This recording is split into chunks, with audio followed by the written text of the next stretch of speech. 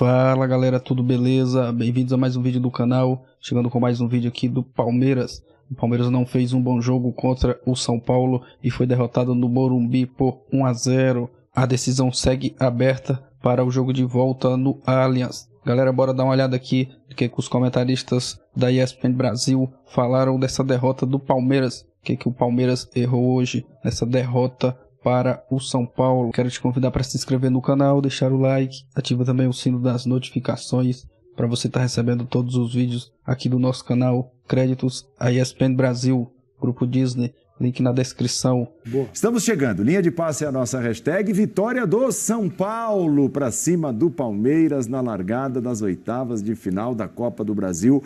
O repeteco do jogo da última segunda-feira que deixou muitas lições, né? Muitas perspectivas até para o jogo de hoje, e parecia que a partida de hoje teria mais ou menos o desenho da partida da segunda-feira, porque o São Paulo foi superior em todo o primeiro tempo, abriu o placar e com o gol do mesmo jogador, né? Teve mais essa coincidência, o gol marcado pelo Patrick. Só que o segundo tempo foi bem diferente na comparação com a segunda-feira passada, né, Jean? É isso aí. Boa noite, Paulo. Boa noite, companheiros. Eu acho que o começo do jogo foi muito parecido, de fato, com o São Paulo se impondo ali no ataque, né, marcando muito alto, tirando o espaço do Palmeiras, que não conseguia sair jogando. E a gente falou muito das dificuldades que o Palmeiras teve no primeiro jogo, pela ausência desse aí, o Marcos Rocha. E nós estamos vendo a única chance, a única chegada do Palmeiras no primeiro tempo.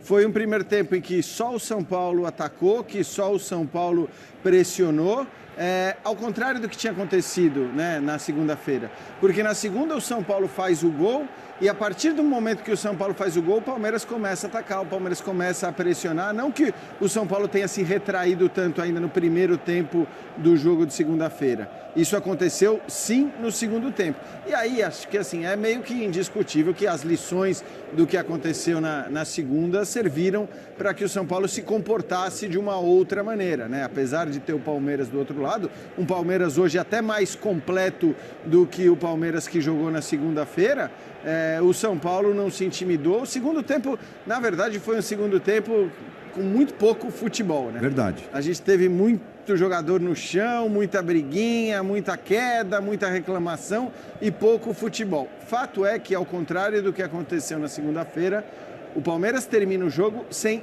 sequer uma finalização na direção do gol. Nenhuma finalização na direção do gol deu o Palmeiras. As finalizações que a gente está vendo foram como essa aí do Scarpa, foram para fora. E o São Paulo acho que mereceu a vitória. Evidentemente, 1 a 0 é um placar que está longe de garantir. Eu acho que até mesmo longe de colocar o São Paulo como favorito para a vaga nas quartas de final. Eu acho que nem favorito o São Paulo é às quartas. Mas o confronto vai muito, muito aberto aí para o jogo do Allianz Parque no meio de julho. 14 finalizações do São Paulo, sendo 4 no alvo, uma delas gol do Patrick, 6 finalizações do Palmeiras, nenhuma do alvo. Léo, boa noite. Boa noite, Paulo, boa noite, companheiros. E é louco porque, como o cenário era muito parecido, no intervalo do jogo, o torcedor do São Paulo estava até com medo de curtir, né? Com medo de pensar, cara, tá bom, mas segunda-feira também aconteceu assim, né? Vai que no final do jogo acontece de novo. Mas o fato é que a grande diferença foi o segundo tempo. O que me chamou muito a atenção hoje foi assim, a entrega à disposição, que é o mínimo requisito, mas a execução da pressão do São Paulo. Porque o São Paulo, muitas vezes, no primeiro tempo, pressionava com 6. Né? E isso engrandece, por exemplo, a atuação do Gabriel Neves, que talvez a melhor dele com a camisa do São Paulo, porque muita coisa podia estourar nele lá atrás, e ele às vezes percorrendo longas distâncias, saindo para dar bote, para dar cobertura, mas todo mundo executando o tempo inteiro com intensidade e com pouco tempo de intervalo, né? Então o nível físico do São Paulo no primeiro tempo também me chamou bastante atenção, né? O Patrick é um jogador que no começo do ano deixou muitas dúvidas nos primeiros jogos, hoje mais uma vez se destacou, mais uma vez balançou as redes, mais uma vez foi importante. E dessa vez o São Paulo teve, acho que o lado psicológico também. E acho que vale destacar os 11 do campo e os 38 mil da arquibancada, porque, assim, voltar 3 dias depois pro mesmo cenário, para tudo que aconteceu na segunda-feira e ingresso mais caro. Com ingresso mais caro e assim, apoio incondicional, né? Do primeiro ao último minuto. Até o cara da camisa tava lá com a camisa nova. Tava todo mundo, assim, na pegada mesmo para estar junto com o time. E nem sempre é óbvio no futebol isso, né? Depois de uma derrota tão traumática e tão triste para o torcedor do São Paulo como foi a de segunda-feira.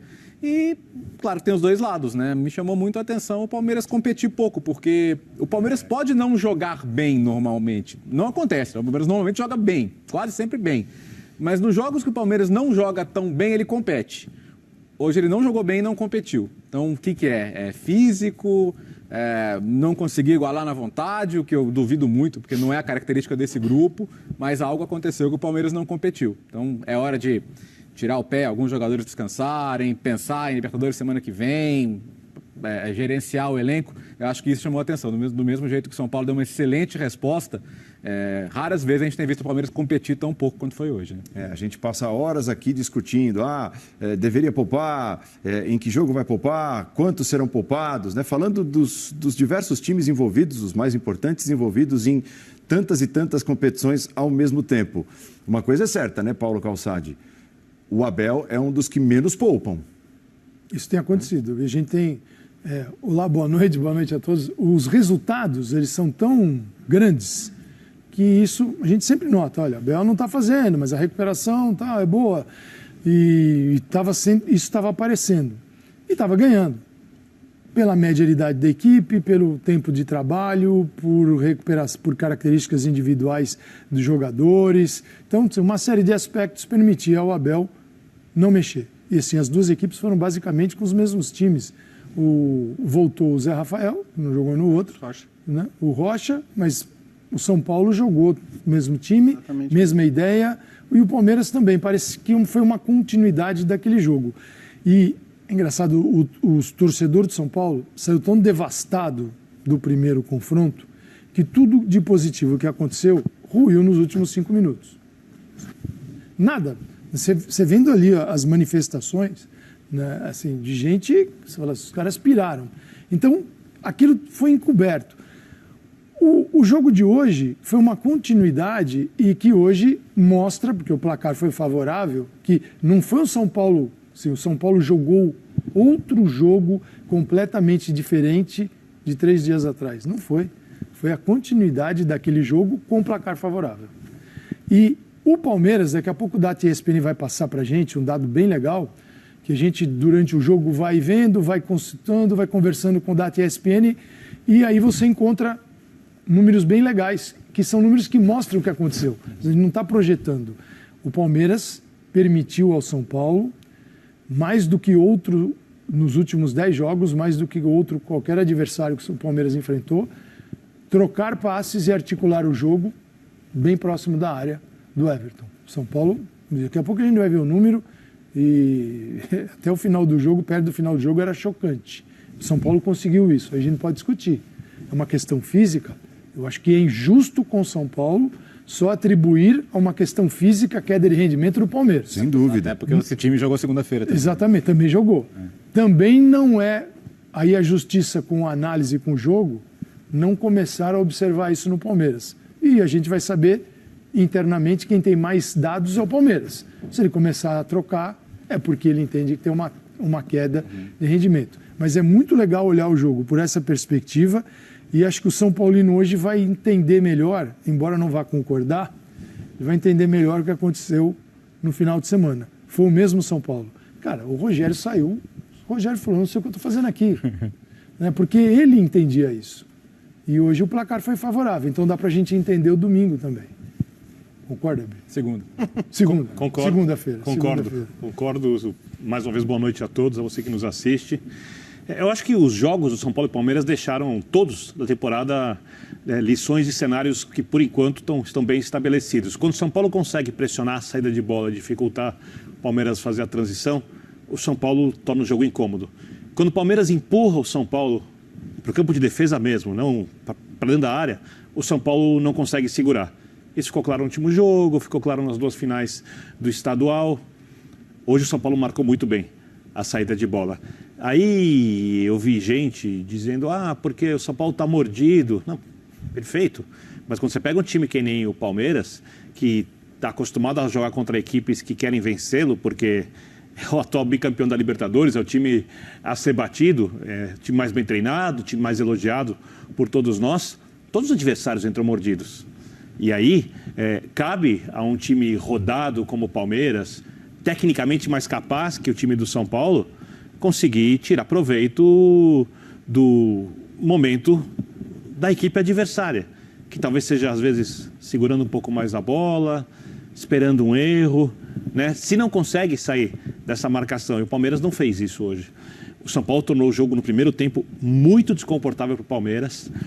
A torcida do São Paulo, e aí, vou explicar o porquê, eu conheço muito bem há bastante tempo e de perto, ela nesse período longo de jejum de títulos, de dor, ela se tornou uma torcida mais fanática.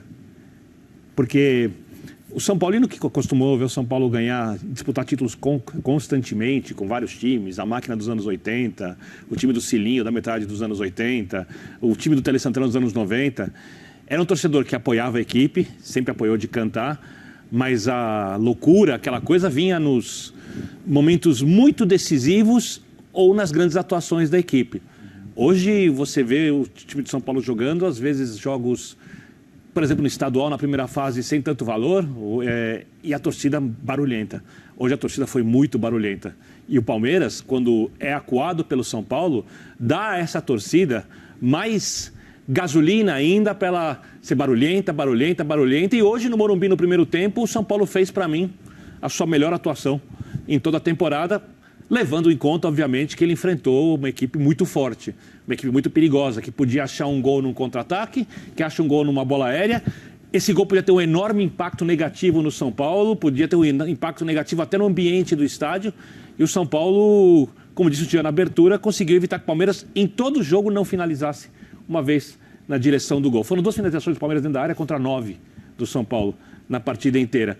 Porque o São Paulo, no segundo tempo, quando não teve mais força para marcar no campo de ataque, o São Paulo conseguiu fazer uma marcação fora da grande área. O Palmeiras teve um pouco mais a bola no campo de frente, mas o São Paulo não foi empurrado para dentro da sua área, como aconteceu na última segunda-feira, como aconteceu na final do estadual, jogando no Allianz Parque, e é uma situação que o Rogério sabe que o São Paulo sucumbe. E é uma situação que o Rogério quis evitar na segunda-feira, apesar das críticas que a gente vê, o São Paulo recuou, o técnico do São Paulo recuar. Não mandou o São Paulo recuar, o Palmeiras empurrou o São Paulo.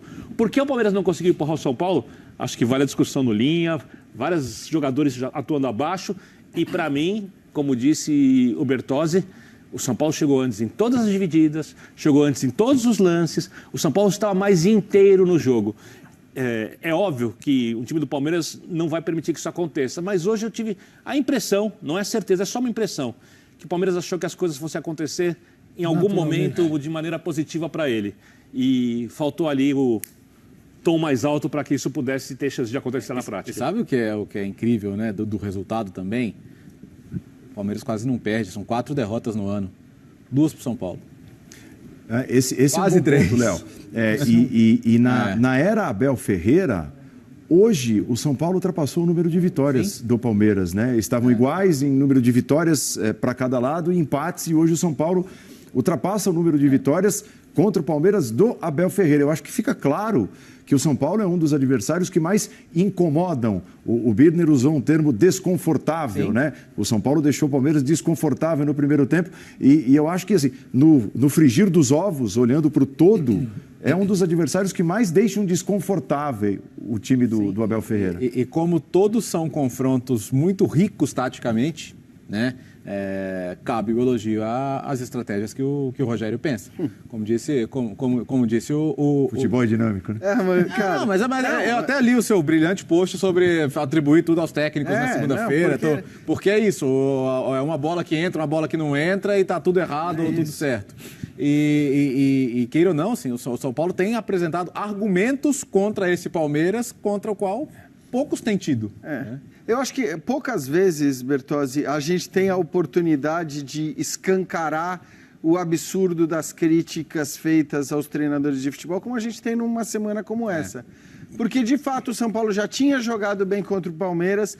Eu não acho que aquele recuo do São Paulo na segunda-feira se deva a uma ordem do Rogério Ceni. Certamente não. Certamente não. Como eu escrevi no post, todas as alterações feitas pelo Ceni naquela partida faziam sentido. Tinha uma explicação. Você pode dizer que não deu certo, e aí eu até estou de acordo que uma ou outra não deu certo, porque o futebol é assim. Você faz alterações que tenham uma explicação, que tenham um sentido para minimizar as chances do adversário e para potencializar as suas qualidades, e às vezes isso acaba não dando certo. Mas o que se atribuiu, e aí eu estou falando de muito torcedor do São Paulo mesmo, e eu vi pelas respostas do post que eu coloquei, na hora que eu coloquei nas redes sociais, é absurdo o que se atribuiu aquela derrota ao Rogério Ceni. Então a gente tem essa mania aqui de assim, tudo é mérito do técnico, tudo é demérito do técnico. E não é assim. É óbvio que o Palmeiras chegou ao estágio que chegou muito por conta do seu treinador. Não se discute isso. E não quer dizer que o seu treinador vai acertar em todos os jogos, em todas as escalações. Para mim, a escalação do Palmeiras na segunda-feira não foi boa. Com o Gustavo Gomes de lateral direito, não foi boa, já não tinha se mostrado uma boa escalação, e o Palmeiras ganhou aquele jogo.